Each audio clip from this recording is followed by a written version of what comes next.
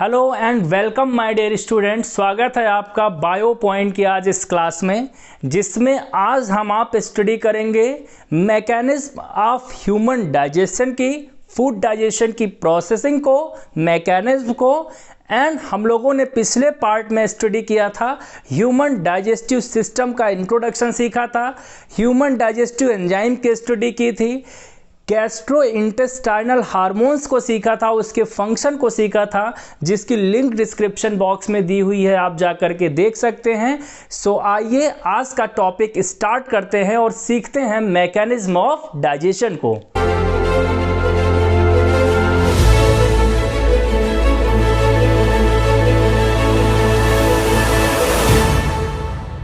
Mechanism of digestion को सीखने से पहले हम लोग कुछ मेन इंपॉर्टेंट बातें कर लेते हैं।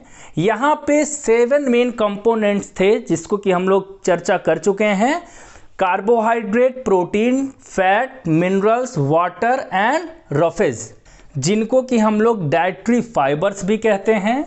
अब इन मेन कंपोनेंट्स ऑफ फूड को कहाँ पे डाइजेस्ट किया जाता है, मेन डाइजेस्टिव ऑर्गन कौन से हैं, तो यहाँ पे सबसे पहला जो मेन डाइजेस्टिव ऑर्गन है कार्बोहाइड्रेट का, वो है माउथ, प्रोटीन स्टमक में, फैट स्मॉल इंटेस्टाइन में, एंड यहाँ पे ये बात हम लोगों को जाननी है, मिनरल्स, वाटर, रफेज जो डाइटरी फाइबर्स हैं, इनका डाइजेशन नहीं होता है, दे एब्जॉर्ब एज सच, इनको ऐसे ही क्या किया जाता है, एब्जॉर्ब किया जाता है।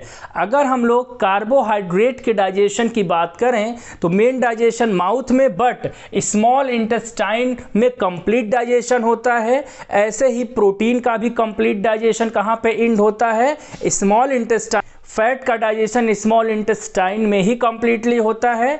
स्टमक में पार्शियल डाइजेशन होता है गैस्ट्रिक लाइपेज के द्वारा। एंड हम लोग एलिमेंट्री कैनाल की अगर बात करें तो mouth, pharynx, oesophagus, stomach, small intestine, large intestine main जो है क्या है, डाइजेस्टिव ऑर्गन्स हैं, डाइजेस्टिव पार्ट हैं। एसोसिएटिव ग्लैंड्स की बात करें तो उसमें क्या है, सैलिवरी ग्लैंड्स हैं, लीवर है, पैनक्रियाज है, इंटेस्टाइनल ग्लैंड है, गैस्ट्रिक ग्लैंड है, जिसकी चर्चा हम कर चुके हैं। आई बटन में लिंक है, आप जा करके देख भी सकते हैं। तो यहाँ पे हम लोग ये देख रहे हैं कि फेरिंग्स एंड ओइसोफेगस का कोई रोल डाइजेशन में नहीं है, बाकी सारे पार्ट डाइजेशन में इन्वॉल्व होते हैं। यहाँ पे लार्ज इंटेस्टाइन का भी डाइजेशन में तो रोल नहीं है, लेकिन ये क्या करता है, एब्जॉर्प्शन में बहुत इंपॉर्टेंट रोल प्ले करता है, जिसकी चर्चा हम नेक्स्ट पार्ट में करने वाले हैं। अब हम लोग अगर कार्बोहाइड्रेट के सिंपल फॉर्म को देखें तो सिंपल फॉर्म होता है इसका सिंपल शुगर, जिसको मोनोसैकेराइड भी कहते हैं। प्रोटीन को ब्रेक डाउन करना है किसमें, अमीनो एसिड में। एंड फैट को डाइजेस्ट करना है, ब्रेक डाउन करना है simplest form fatty acid and glycerol में। ये इसके सिंपलेस्ट फॉर्म है। It is the digestion, it means complex component है फूड के, एंड इनको क्या करना है, सिंपल वंस में क्या करना, ब्रेक डाउन करना, जिसको हम लोग डाइजेशन कहते हैं। अब हम लोग समझते हैं mobility of a gut. It means elementary canal में फूड एक पार्ट से दूसरे पार्ट में मूव कैसे करता है, तो यहाँ पे it occurs through mastication of food. It means mastication की प्रोसेस होती है, उसके द्वारा फूड मूव करेगा। स्वेलोइंग एंड, जिसको कि हम लोग डीग्लूटेशन भी कहते हैं, इसके द्वारा फूड मूव करेगा। देन तीसरी बात आती है पेरिस्टालसिस की, जो कि मस्कुलर कॉन्ट्रैक्शन होता है। इन तीनों के द्वारा फूड क्या करता है, through out the alimentary canal, mouth से लेकर के एनस तक वेरियस पार्ट से होते हुए पहुंचता है। अब हम लोग यहाँ पे एक एक की अगर बात करें, mastication of food and swallowing and deglutition, ये होता है बकल कैविटी में। इट मीन्स ये माउथ की जो कैविटी है इसके अंदर, यहाँ पे किसके द्वारा होगा, it is a voluntary process. It means ये प्रोसेस हमारे विल पे डिपेंड करती है और हम इसको अपनी इच्छा के अनुसार करते हैं। Through the teeth and tongue with saliva and mucus, इनके द्वारा हम क्या करते हैं, इस प्रोसेस को कराते हैं, जिससे कि 4 टाइप्स के टीथ होते हैं इंसिजर कटिंग का काम करता है, तो कैनाइन टीयरिंग का काम करता है, pre molar and molar grinding का काम करते हैं। इस तरीके से फूड को सब छोटे छोटे टुकड़ों में कन्वर्ट करते हैं। एंड यहाँ पे सैलिवरी ग्लैंड से सलाइवा सिक्रीट होता रहता है, म्यूकस सिक्रीट होता रहता है, जो कि क्या होता है फूड के साथ मिक्स होकर के फूड को सॉफ्ट बना देते हैं एक तरीके से। एंड इस सॉफ्टेंड फूड को हम लोग बोलस कहते हैं। क्या कहते हैं? बोलस। ये वर्ड ध्यान रखिएगा। And mastication of food pushes the food towards the pharynx for deglutition के लिए। अगली प्रोसेस आती है स्वेलिंग और डिग्लूटेशन का। ये भी बकल कैविटी में होता है। इसमें क्या होता है? फूड को जो कि बोलस के फॉर्म में कन्वर्ट है, सॉफ्टेंड फूड को ओइसोफेजियल ओपनिंग फेरिंग्स के पास पहुंचा दिया जाता है। वहां से वो एंट्री करता है ओइसोफेगस फूड पाइप में। एंड देन वहाँ पे होती है movement throughout the alimentary canal. इसके बाद पेरिस्टाल्सिस की मूवमेंट होगी, जो कि एक मस्कुलर कॉन्ट्रैक्शन होता है। It is a rhythmic wave like movement in the various part of alimentary canal. And इसकी मूवमेंट अगर हम लोग इस तरीके से, अगर ओइसोफेगस का स्ट्रक्चर है तो क्या होगा? फूड एंट्री करेगा एंड इस तरीके से क्या होगा? आगे की तरफ पुशअप करता चला जाएगा। इस तरीके से क्या होता है? वेव लाइक मूवमेंट इनका होता है। एंड इस तरीके से फूड एक पार्ट से दूसरे पार्ट में क्या कराता रहेगा? मूव कराता रहेगा। This is known as peristalsis movement. ये movement throughout the alimentary canal चलेगा, स्टमक में भी एंड देन स्मॉल इंटेस्टाइन में मेनली होता है ये। एंड देन फूड को एनस तक पहुंचा देगा। अब हम लोग सीखते हैं बहुत अच्छे तरीके से डाइजेशन ऑफ कार्बोहाइड्रेट का। तो कार्बोहाइड्रेट को क्या करना पड़ेगा? बकल कैविटी से स्टमक, स्टमक से स्मॉल इंटेस्टाइन एंड देन कहाँ पे पहुँचना है एब्जॉर्प्शन के लिए? इंटेस्टाइनल विलाई में पहुँचना है। और यहाँ से यहाँ तक का रास्ता तय करने में उसका डाइजेशन हो जाता है। उसको कॉम्प्लेक्स से सिंपल में ब्रेक डाउन कर दिया जाता है। बकल कैविटी में प्रोसेसिंग स्टार्ट हो जाता है, या हम कहें कि मेनली डाइजेशन कार्बोहाइड्रेट का यहीं पे हो जाता है।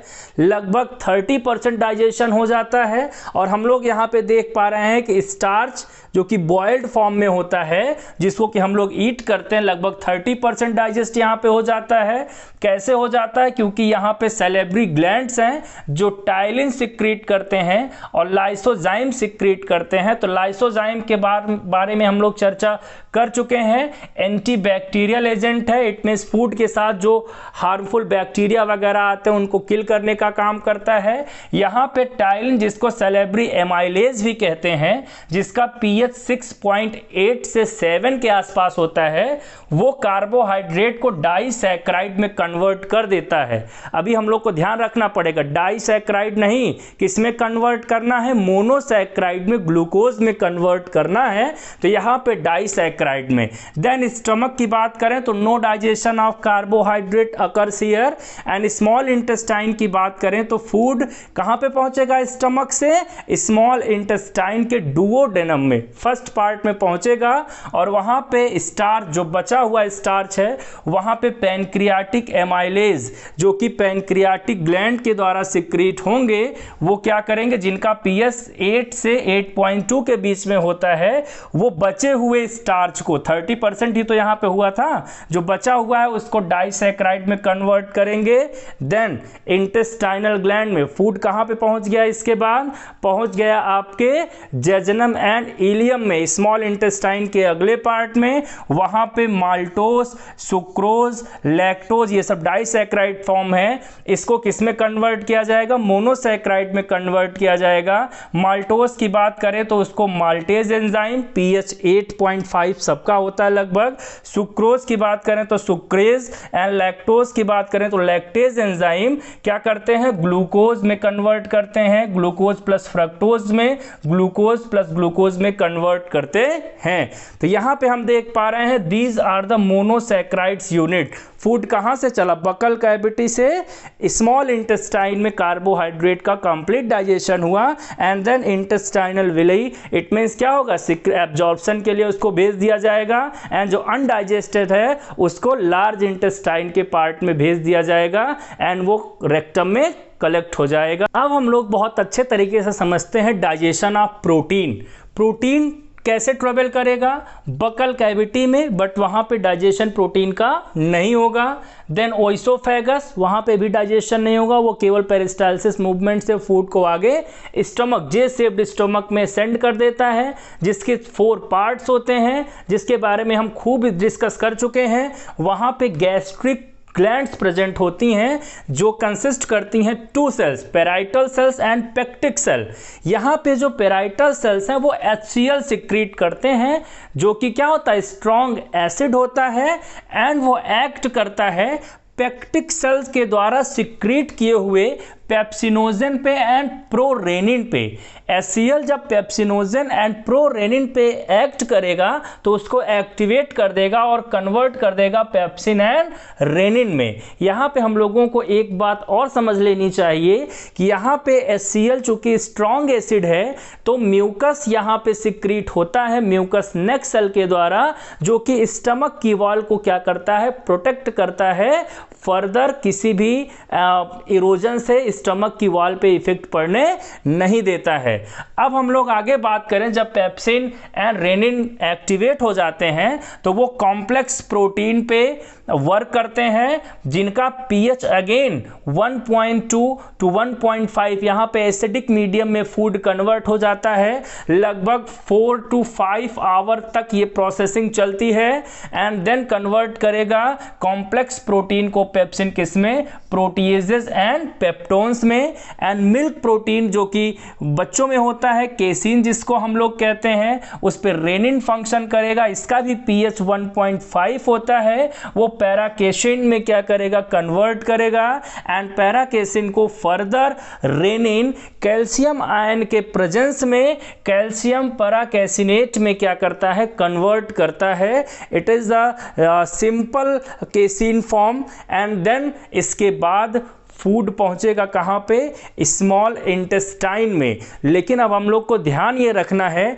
कि यहाँ पे जो फूड था वो किस में था, एसिड में कन्वर्ट था। देन यहाँ पे क्या करना, उसको बेसिक में कन्वर्ट करना है, एल्कलाइन मीडियम में लाना है। देन लीवर सिक्रीट करेगा बाइल जूस को, जो कि डुओडेनम में पहुंचेगा स्मॉल इंटेस्टाइन के फर्स्ट पार्ट में, और सबसे पहले फूड को एल्कलाइन मीडियम में कन्वर्ट करेगा। एंड देन इसके बाद जो pancreatic gland, liver and then pancreas secrete करेगा पैनक्रियाटिक जूस, जिसमें ट्रिप्सिन एंड काइमोट्रिप्सिन होते हैं। यहाँ पे इंटेस्टाइनल ग्लैंड्स भी होती हैं जो इंटेस्टाइनल जूसेस सिक्रीट करते हैं, जिसको सकस इंट्रिकस हम लोग कहते हैं। उसमें एक एंजाइम होता है इंटरोकाइनेज, वो क्या करेगा, ट्रिप्सिन एंड काइमोट्रिप्सिन को एक्टिवेट कर देगा। जब एक्टिवेट कर देगा तो proteases and peptones and calcium paracaseinate जो यहाँ पे स्टमक में बने थे,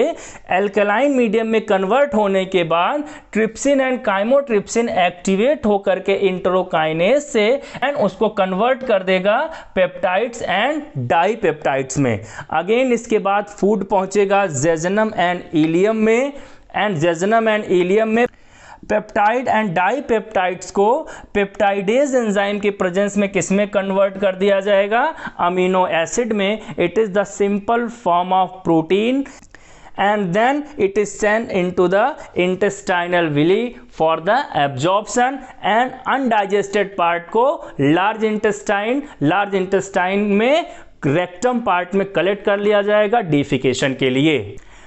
आइए अब सीखते हैं डाइजेशन ऑफ फैट, जिसको हम लोग इमल्सिफिकेशन ऑफ फैट भी कहते हैं। तो यहाँ पे हम लोग देख रहे हैं फैट चला एंड कहाँ पहुँचा, बकल कैविटी में। बकल कैविटी में वहाँ पे इब्नर्स ग्लैंड होती हैं जो कि लिंगुअल लाइपेज सिक्रीट करते हैं।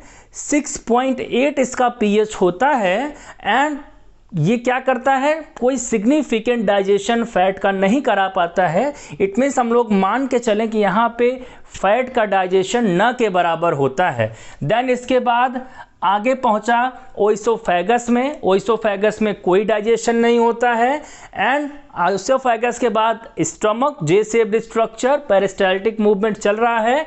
स्टमक में गैस्ट्रिक लाइपेज होता है, स्मॉल अमाउंट में, बहुत लिटिल डाइजेशन होता है किसका, फैट का गैस्ट्रिक लाइपेज के द्वारा, एंड देन उसके बाद स्टमक से पहुंचता है फूड कहाँ पे, स्मॉल इंटेस्टाइन में। इट मीन्स स्मॉल इंटेस्टाइन में जब पहुंचेगा तो उसके डुओडेनम के फर्स्ट पार्ट में पहुंचेगा, जहां पे दो ग्लैंड, पहली ग्लैंड है लीवर। लीवर क्या सिक्रीट करती है, बाइल जूस सिक्रीट करती है, जो कि बाइल साल्ट कंटेन करते हैं। वो फैट को क्या करेंगे, इमल्सीफाई करने के लिए एबल बना देंगे। इट मीन्स एल्कलाइन मीडियम में कन्वर्ट कर देते हैं, जिनका pH लगभग 8.5 के आसपास होता है। It means pure basic nature में फूड को कन्वर्ट कर देते हैं। एंड देन दूसरी ग्लैंड यहाँ पे होती है पैनक्रियाज। लीवर एंड पैनक्रियाज अपना सिक्रीशन हिपैटो पैनक्रियाटिक डक्ट, जिसको हम लोग कॉमन डक्ट कहते हैं, उसके द्वारा अपना सिक्रीशन डुओडेनम में लाते हैं। एंड देन फूड को बाइल साल्ट इमल्सीफाइड कर देगा, उसको हम लोग इमल्सीफाइड फैट्स कहते हैं। Then pancreas pancreatic lipase secrete करता है, जिसका pH अगेन 8.5 होता है।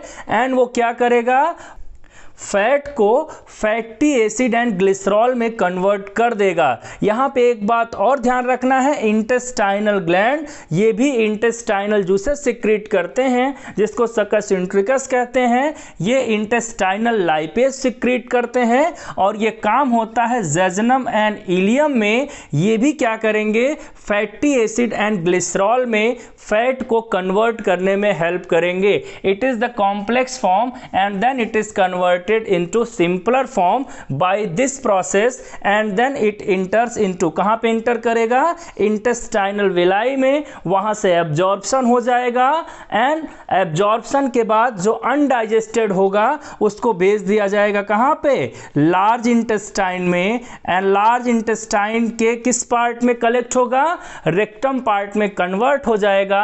एंड देन डिफिकेशन की प्रोसेस स्टार्ट हो जाएगी। यहां पे हमारा मैकेनिज्म ऑफ डाइजेशन का ये टॉपिक कंप्लीट होता है। मिलते हैं अगले पार्ट में एब्जॉर्प्शन ऑफ फूड के टॉपिक के साथ। So keep loving and keep watching and keep subscribe my channel bio point. अगर आपके टॉपिक से संबंधित कोई प्रश्न है तो वो आप कमेंट करके पूछ सकते हैं, हम उसका आंसर देने की पूरी कोशिश करेंगे। Thank you.